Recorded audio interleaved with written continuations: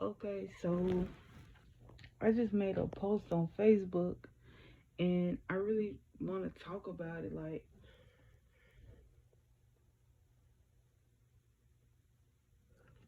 So I made a post. I said that if you sleeping next to a person and you can't go to sleep, that is your massive red. That is your warning of a massive red flag that you need to leave that person alone and don't look back. Cause if you're not able, if your body isn't at peace next to a person or with a person that you feel like that you say you have feelings for, your body is gonna tell you what you ignore in your mind, because your body is directly connected to your soul. Your soul will never lie to you. That's one thing. Your soul is going to embody whatever energy you possess. So if you a liar, then your soul is a liar, and it's gonna keep you informed to your lies. It's gonna shape to the person that you are. So therefore, if you if you land next to a person and you know you have a great heart, if you know you're not a liar, you're not a ill will type of person, you know you live in truth, but you land next to a person and you feel so uneasy trying to go to sleep, like even if you had an amazing time with that person, you still unable to go to sleep. That is your spirit and your body telling you that, hey, pay attention to this. This is not cool. Like a lot of and a lot of times we be thinking like it's because it's something on our mind. No, it's something in the space in which you are in that is triggering you. That is a trigger response, a trauma response. If you're unable to go to sleep, it's because it's something that's triggering you from being able to be at peace. Because when you sleep and you are at peace, your body is restoring itself. It is fasting itself. Every night, every night you go to sleep, you are fasting. That is your period of do nothing. And then when you wake up, that is why it's called breakfast. Break fast. You are breaking your fast. And it's a man named Eris Latham. He talks about this topic so in depth, and I love the way he I just heard him talk about it yesterday too. Like I love the way he broke it down. Like you have to be mindful of how you break your fast as well, because like even like it's not necessarily always if you laying next to a person, because you can be laying in the bed by yourself and you can't go to sleep. It's like it's you have to be mindful of how you break your fast, how you are fasting, and what you are programming into your subconscious before you go to sleep for your fasting. Like I've been very into like the language that I use, like it's fully in depth of changing up how I speak and how I communicate with myself and with others, and saying grand rising in the morning and grand resting at night. Like that is what we are doing when we break in our fast. It is a grand resting period to where we are restoring our body to anew, because like putting sleep into perspective, you are putting your life in the hands of the unknown when you go to sleep, because it's very likely that you won't even wake up. Like who's to say you're going to regain consciousness from your unconscious state? Because there's a lot of people that don't regain consciousness in the morning. And it's like that is a, like, going to sleep is a spiritual thing. And it's like, if your spirit isn't at ease at night when you going to sleep next to a person, or going to sleep next to yourself, then it's something that you are doing. It's a choice that you are making that is not fulfilling to your soul. And that is God bringing that to your attention, that, hey, if you want peace of mind, if you want peace in your life, be honest with yourself about the circumstances that you in. Align your mind, body, and soul. Make sure that your beliefs and your actions align with each other. Because, like, you can be an amazing person and a totally amazing person, but if you aren't in alignment, then you are not being your best self. Like, I saw a post on Facebook when I woke up. It said, we are gods, but we are also devils. And then the woman that shared it, she said, God has a wrath as well. And that is so true. Like, but also in saying, like, we are gods, but we are also devils, like, putting God and the devil into perspective. Goodness and evil, all you doing is taking out the D out of the devil and putting an extra O in God. Good and evil. And it's like, your pureness, your goodness, your peace of mind is the God in you. That is the goodness in you. But when you fall into temptation, when you pleasing your flesh, that is the devil in you. Like, the concept of heaven and hell, God and the devil, it lives in every single last one of us. It isn't an entity to where it's negativity that's gonna come kill us or save us. No. It is you aligning your beliefs and your actions. It is you aligning your mind, body, and soul. It is you aligning with your inner avatar. Like we sit and talk about these concepts all the time, but do we ever sit and think about them with ourselves and see, is that something that we truly believe in our hearts? Do we hear other people's perspectives on these concepts and see if they make sense, if they resonate to us in a deeper level? Because I kid you not, I talked to my dad today, and he said that someone could say something to you one day, but it won't resonate to you until long after, when it really hits you, like, boom. And that's how life is. Like, even like with people that study the Bible, like, a lot of the stuff that they read in that Bible don't resonate until they experience a life where those stories resonate. And it's like, that's all life is. Whenever we have these lessons and these blessings, whenever we have these little inner knowings and messages, those are just teachers coming to teach us a lesson. When we learn a lesson, is our choice. That is based on our choices. But you still have that opportunity to change. It's up to you to take heed to the message that's being communicated to you. And that all comes with paying attention to your vessel, paying attention to how your body communicates to your mind, paying attention to how your soul announces itself to your body and your mind, paying attention to what you are thinking when you are doing things with your body. That is key as well. Like, for instance, I got a massage a couple weeks ago, and I kid you not, the way that massages hit different when you consciously lay there and have a massage. Like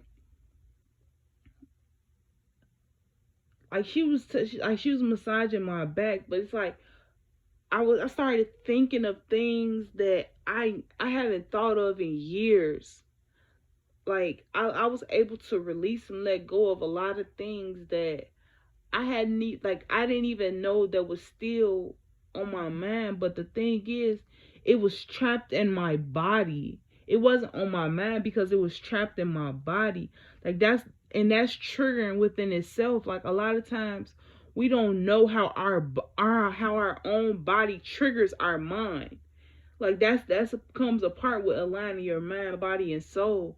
Is realizing how trauma, how we experience trauma, how we internalize pain and suffering, and how to release that as well. Like it's more than just talking. It's more than just thinking. It's feeling as well. Like people like to say women are overly emotional and men are over rational. Honestly and truly, it's the same vice versa, because a man can be overly emotional when he demanded his respect from another man. That's you acting in your emotion. A woman can be over rational when she coming up with a whole bunch of storylines as to what her man is doing when he ain't doing nothing. That's the same thing. It just shows different in different. It shows different in different entities. It shows different in everybody. Just because no one ever told you that's emotional, that's you being emotional, doesn't mean it's not. No one just you just haven't been exposed to that perspective of thinking. And it's like that comes with growing and evolving as people, as a collective. Like we have to be willing to be open minded and have those tough conversations so that we can release the trauma that's held within our bodies. Like to think of generational trauma, like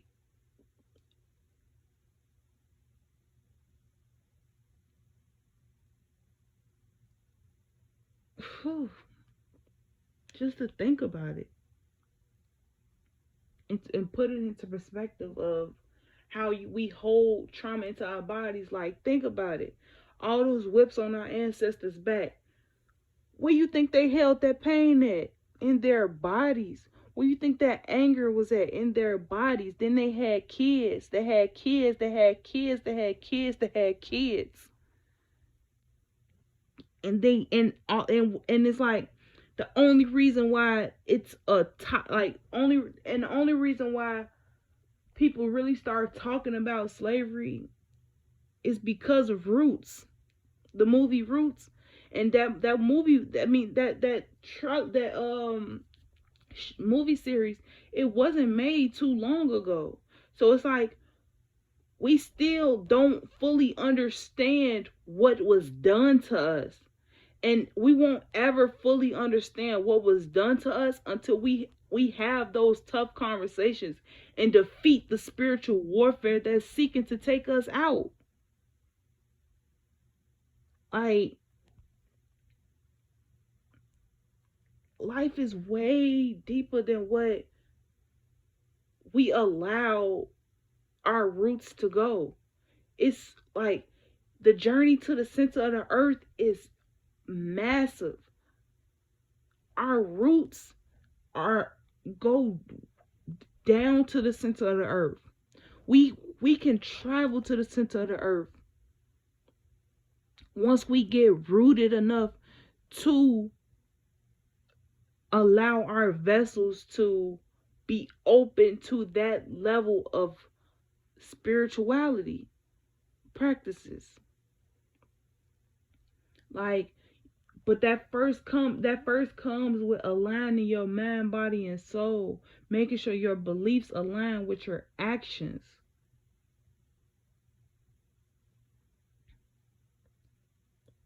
And that comes with trusting your inner knowing. When you know when something is off, trust that. trust yourself enough to walk away when you know that something isn't for you.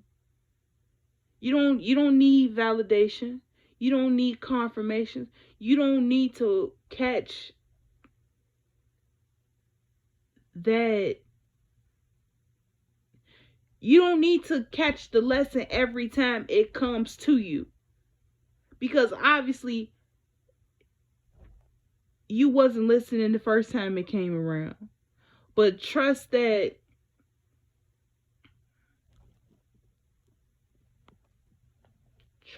you know what you know. And if you don't know, still trust your intuition, because your intuition may be getting you out the room before the room cave in. You didn't know it was finna cave in, but your intuition know. Your inner knowing knows. People be like, how would you know that? Well, that's the thing about, and I just read this in a book as well, like we are what is it? Primal beings. We are animals. Like, we can sit here and act like we not animals, but we are animals. We are mammals. So the thing about animals are they are connected to source.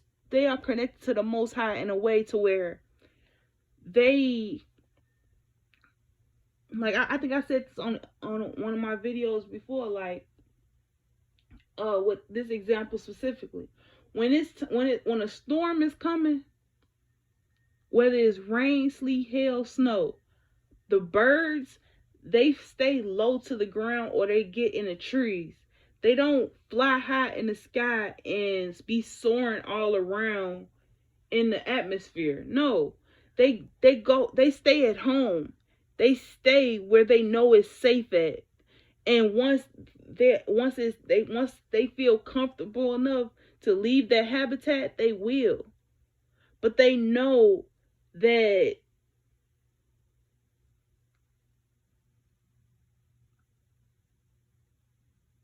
they know when to listen to their intuition, basically, is what I'm saying. And it's like, we need to get back into that. That is our rooted chakra. Like, to put chakras into perspective, like, that is your root chakra. Your root chakra is your animal senses. It's your awareness. It's your spidey senses. And if you're not listening to your spidey senses, you won't feel security. You won't feel safe. You won't feel stable. Because you aren't paying you aren't acknowledging what you are being made aware of within your mind, body, and soul. You have to pay attention to stuff like that.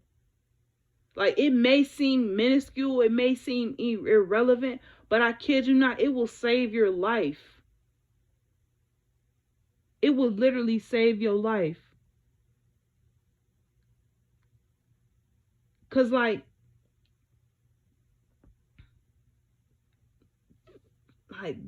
this just came to my head.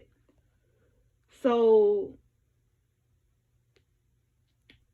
one day when I was at school, one